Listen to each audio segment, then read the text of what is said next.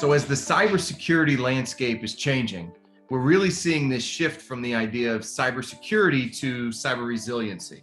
And it's kind of a new buzzword within the tech space, but I think it's important for the business community to understand that as well. I'm going to start with you, Ryan. Ryan's our CISO over here at Datto. We are a backup disaster recovery company based out of Connecticut. So I want to start with you, Ryan. Try to explain as simply as possible this idea of cyber resiliency and how it applies to some of the threats that we're seeing out there. When we talk about cyber resiliency, really there's a few concepts that kind of make up the idea of cyber resiliency. And the first is this idea that it is no longer a question of if you will be breached. It is a question of when, and we call that assume breach. Every business, and I do mean every business, no matter the size, should assume that at some point they will have a security incident and a breach. And the idea that you have the people, process, and technology in place to minimize that damage and respond when you're breached is that idea of cyber resilience. It really combines that concept of what we've traditionally called layered defense, which is generally means adding a lot of people, a lot of process, a lot of technology into your ecosystem to prevent bad things from happening, which we still need to do. But it's an acknowledgement that there's more than just that prevention and layering in those defenses that we need to do. We need to also plan for when the bad things happens, and that's cyber resiliency. And I also want to get the opinion of Tim Boyes, the Chief Technology Officer over at Grit. What do you have to add to that? Is that kind of the same mindset that you folks have and how you're conveying that over to your clients? One of the things that, in my experience, that I really want to make sure that people are comfortable with and know that they have a backup to go to. So whether it's a self-inflicted problem where someone deletes a file, deletes a folder, or it's something catastrophic like ransomware, it's just something that we really work on with our client base. And it's getting people to think about their business technology from a standpoint of how can this help me survive something like that, as opposed to just being reactionary and kind of crossing your fingers and saying, well, I think we have everything we need, and I don't think that if we lost everything that it would be that big of a deal to restore from a thumb drive that I copied from my desktop a couple of months ago or from hard paper copy. So we really try to engage with our clients and get them thinking about that. Yeah, and I think what we're seeing too is this shift within the IT space of really it being more of a prescriptive style model where you're presenting this is what you need to have. It's your choice as a business owner whether to go with that. It's almost the same as a doctor saying this is what you need to do.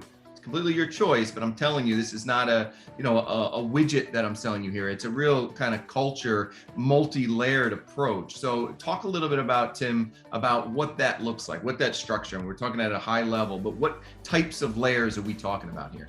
So obviously backup's a big component of that.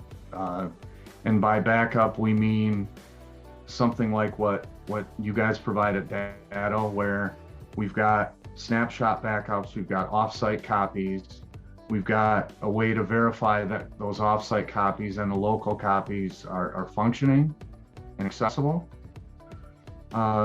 We also will dig into UTM type products on the firewall side. Antivirus obviously is a component of that.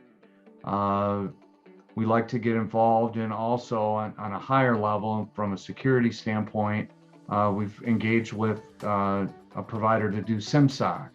So kind of looking at and digging into maybe the things that we do know about right now and some bad network events that can occur, but also things that are constantly evolving and that maybe we don't know about yet. The top two reasons we see SMBs needing backups are because of ransomware incidents and because of disasters, which include human error and kind of mother nature type events like whoops, I deleted that whole folder, or hey, I had a flood. But ransomware is by far and away the most common. So there's a tremendous acceleration in ransomware And frankly, it's not slowing down, and it's only getting more prevalent. And that's really the reason that you need a quality MSP, looking after your IT systems, because it's not just about having a stable internet connection to run payment processing through and your point of sale. It's really providing you all the things that you need to stay secure in this ecosystem, which these MSPs are doing, and Grit has the right technology stack in place to help protect their customers. And so, with that acceleration, you need a partner that's going to be able to understand those changes, work with partners like us at Datto who understand that, and make sure that they have the right technology and services in place to help keep you secure. JD and Tim, next steps. I mean, just what would you tell a business who's watching this for the first time? It's all new information for them. What would the best first step be to get moving? Well, I think as a last line of defense, the question you can ask whoever your service provider, your internal IT is, what is our RPO? Has it been tested? Is it verified that there is? And what's the incident plan behind it?